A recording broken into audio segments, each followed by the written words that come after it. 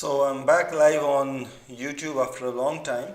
In this live stream we will be talking about videos 280 to 316, and I'll briefly talk about what went through my mind and why I decided to make each of these long form videos. So without further ado, let's get into it. The first video we are going to talk about is video number 280. This talked about my trip down the rabbit hole of Hollywood history and geopolitics.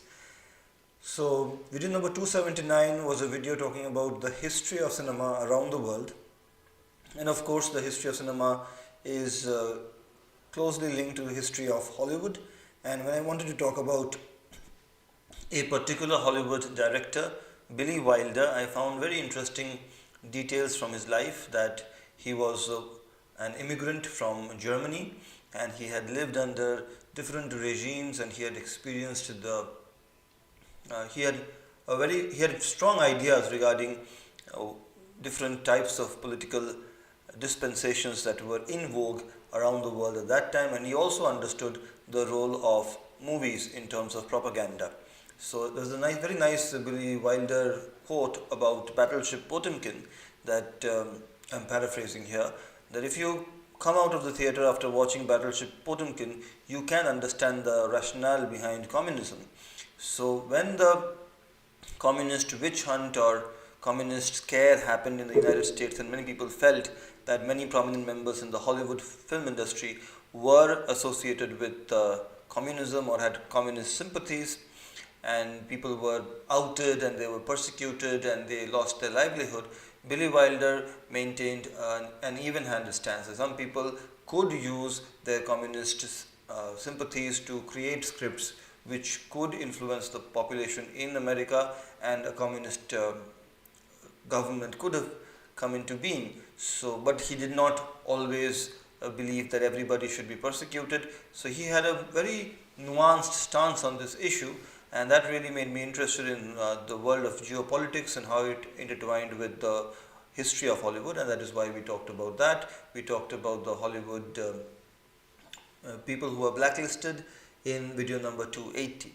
In video number 281, I went back into my core area of competence, which is being a doctor, and I talked about the 22 options that exist after considering yourself to be successful in NEET PG, that is the entrance exam for pursuing post-graduation in a specialty of your choice in India. Now, I did mention 22 options, but I later found out that there are actually 23 options in terms of different subjects, and if you talk about the different qualifications you can get, whether it is diploma or degree, then the list becomes much longer. So I talked about the different subjects that one can choose to specialize in after successfully negotiating the NEET PG exam. And in video number 282, I talked about honest slogans which were meant to be in good humor about each of the 23 different medical specialties that one can specialize in India. In video number 283, so video number 280 was Hollywood, 281 was the 22 options after NEET PG success, video number 282 were honest slogans about each of the medical specialties, video number 283 talked about NHS. So you would notice this theme here, that my videos broadly talk about three topics: the life of a doctor in India, the life of a doctor in the UK, that is the United Kingdom, and other personal interests that I have. So in video number 283, I talked about the core values of the NHS and the 6C of NHS England. Now these are factors that you need to know when you are preparing for NHS interviews, if you want to get a job as a doctor to work in the UK.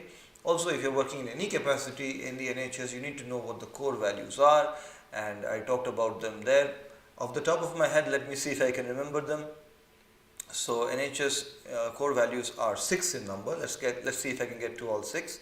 Working together for patients, commitment to quality of care, improving lives. I'm struggling now. Okay, so working together for patients, commitment to quality of care, improving lives, and I can't remember the other 3. But of course, I knew it at that time and I can't remember now, which is quite sad. The 6 C's of NHS England include courage, care, compassion, competence, communication and commitment. So that I remember, but the NHS core values I am struggling to remember right now. Working together for patients, uh, respect and dignity for each individual, commitment to quality of care, improving lives. I believe education is one, and the sixth one I can't remember right now. Then I talked about in video number 284, I talked about the scenario in India where one really does not have a choice in terms of which subject they want to specialize in. What really happens is a person decides based on the quality of their rank what they want to specialize in, and I really don't like this system. So I talked about that. In video number 285, I talked about how my YouTube channel had changed over the months. When it was initially just a PowerPoint presentation with my voice, it just talked about my journey to the UK, the different times that I've been to the UK, the MRCS process and how it changed to include MSc ENT, then MBBS ENT, and then the world outside ENT as well. And I also highlighted that I have been ignoring the YouTube algorithm because the YouTube algorithm wants you to talk about a single topic, but I did not do that. So that is a deliberate strategy to not get boxed in, but I don't think it's good for the prospects of this channel. But I have deliberately ignored the YouTube algorithm. I know that I should talk about a single topic to build more retention, but I have not done that. My channel, the topics on my channel are quite unpredictable, and they can be quite frustrating from a point of view of a viewer who only wants to watch MRCS videos. Then he gets bombarded with a bunch of tennis videos.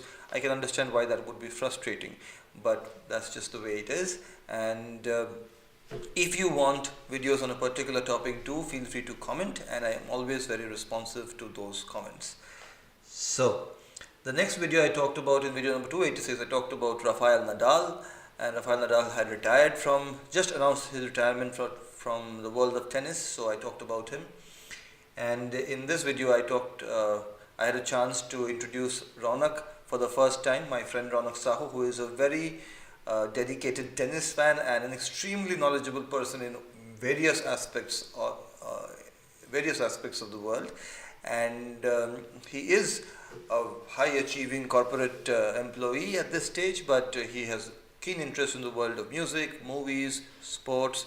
So I was quite thrilled to have him on this channel, and I hope I'll be able to get more opportunities to talk to him about other topics on this channel.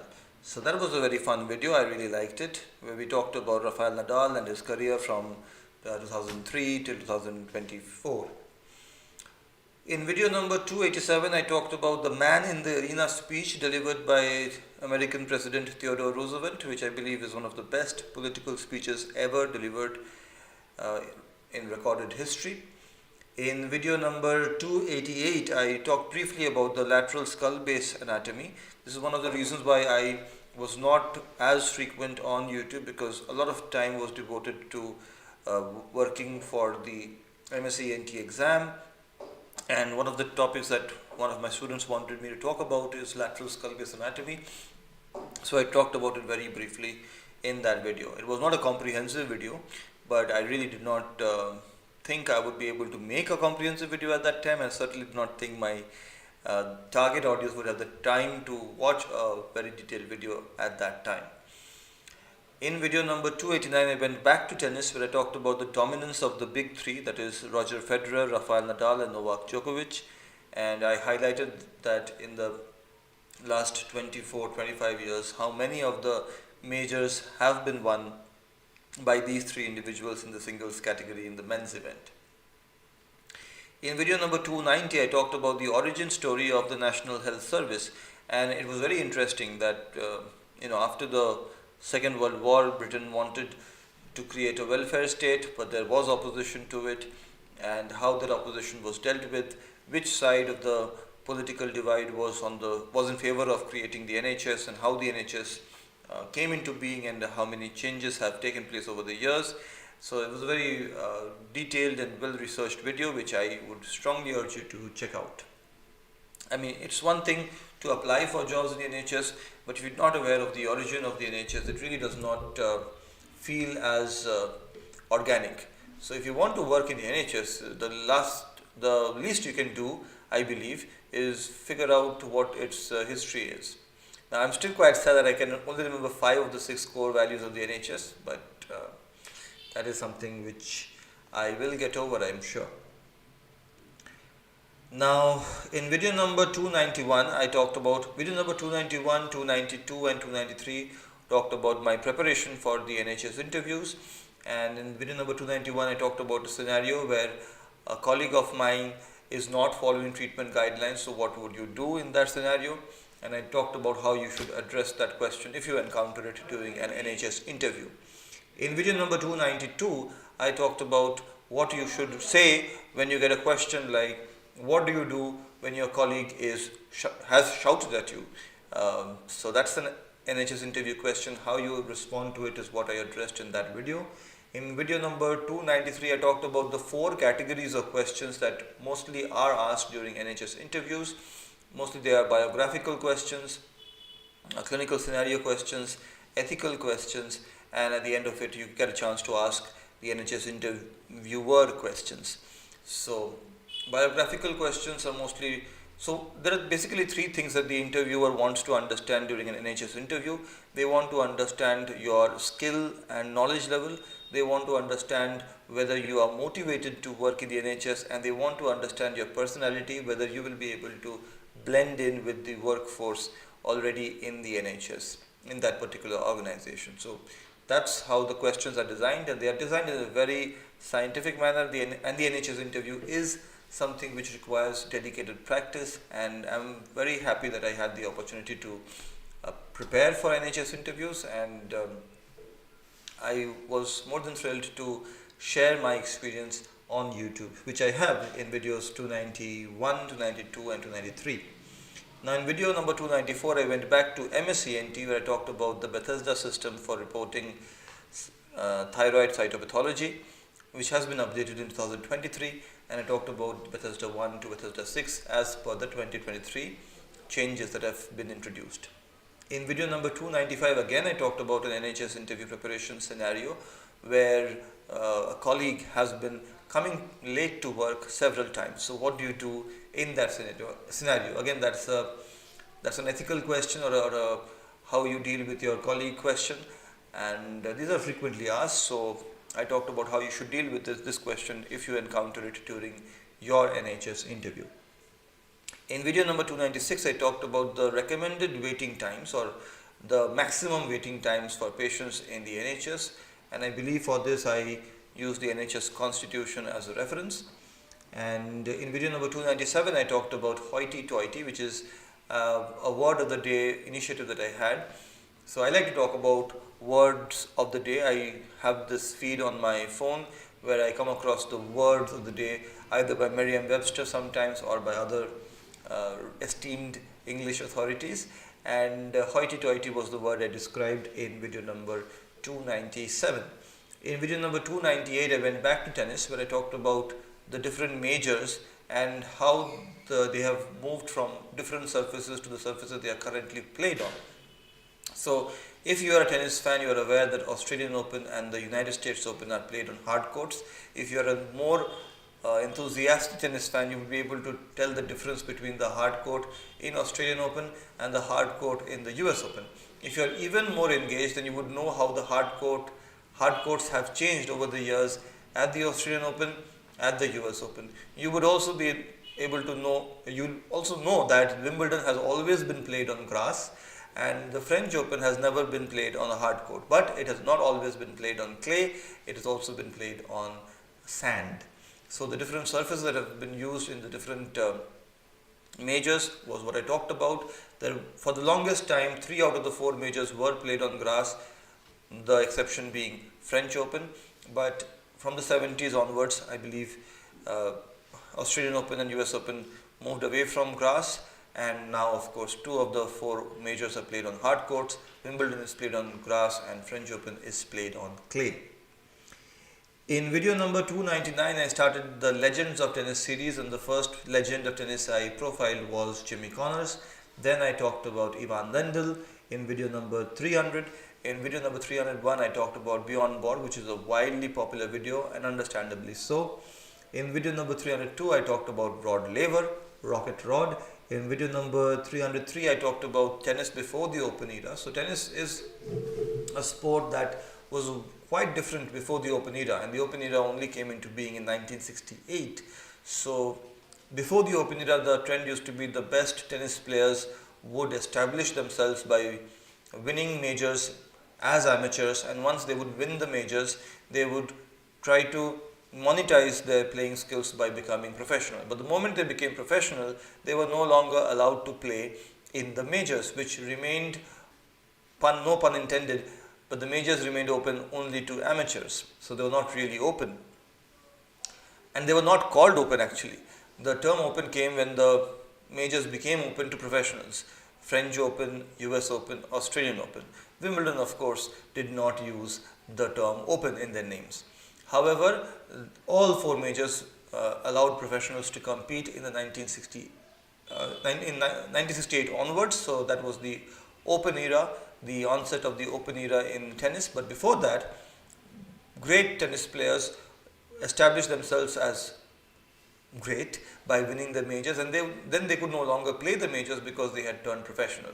So there was a dichotomy. You had the best tennis events and the best tennis players playing in different tournaments. So best tennis players were not playing in the best tennis tournaments, which of course made for bad viewing. So what happened is, you have an up and coming superstar, they win Wimbledon twice and then they turn pro. So you don't really see the best tennis player continue to play in the best tennis tournament like Wimbledon. So consequently what happens is, a player like say Pancho Gonzalez does not have as many major victories as say Roy Emerson, and through no fault of Pancho Gonzalez, and through no fault of Roy Emerson also, I must hasten to add. So the comparison between eras becomes that much more difficult because of the wide differences in restrictions and what was allowed in the Open era and what is allowed in the Open era and what was allowed before the Open era. So that's something which I find very fascinating about the world of tennis, and I talked about that in video number 303. In video number 304, I went back to Legends of Tennis and I talked about Boris Becker, and then I talked about John McEnroe in video number 305. In video number 306, I moved to female tennis players, starting with Martina Navratilova, followed by a tennis duo from my home country of India, Leander Paes and Mahesh Bhupathi, in video number 307. This was a requested video, so I talked about these two. In video number 308, I talked about Margaret Court, who is a legitimate legend of tennis. But again, it becomes difficult to compare her achievements with those of say a Serena Williams, because Serena Williams has been a professional throughout her career, whereas some of Margaret Court's major victories came as an amateur and some came as a professional. So it's difficult to compare their careers. In video number 309, I talked about another legend of tennis, Billie Jean King, whose legendary status is not limited to the tennis court but also because of her activism outside the domain of tennis. In video number 310, I talked about one of the most favorite fish, if not the most favorite fish, enjoyed by fish lovers around the world, and the contribution of a Scottish surgeon in naming it. The Scottish surgeon concerned was Francis Buchanan Hamilton. And in video number 311, I talked about why 26th December is called Boxing Day. It has nothing to do with the sport of boxing, it has something to do with the boxes in which gifts are wrapped. In video number 312, I talked again about a legend of tennis, Chris Evert, and in video number 313, I talked about another legend of tennis, Steffi Graf. In video number 314, I went away from the world of tennis and I talked about Panama Canal, because Panama Canal is in the news. It's in the zeitgeist because the next president of the United States of America has proposed retaking control of the Panama Canal, I don't know if that is a serious proposal or it's just bluster, but I felt it would be prescient to talk about the history of the Panama Canal and the important role that the Americans played in the construction of the Panama Canal. In video number 315, I talked about Don Budge, who is one of the greatest tennis players in the history of the sport, and many regard him as the greatest tennis player to have ever played the game. And the final video long form video that I released just a few hours back was about MSENT, and this was again a video request. So this is the take home message from this live, that if you want me to talk about a certain topic, do mention it in the comment section and I will make a video to the best of my ability in the shortest possible time. So video number 316 talked about the time, tips, strategy and material one should be aware of while appearing in the MSENT, while preparing for the MSENT university exam. And thank you for watching this live. Take care, bye bye, and as always, please don't forget to be awesome.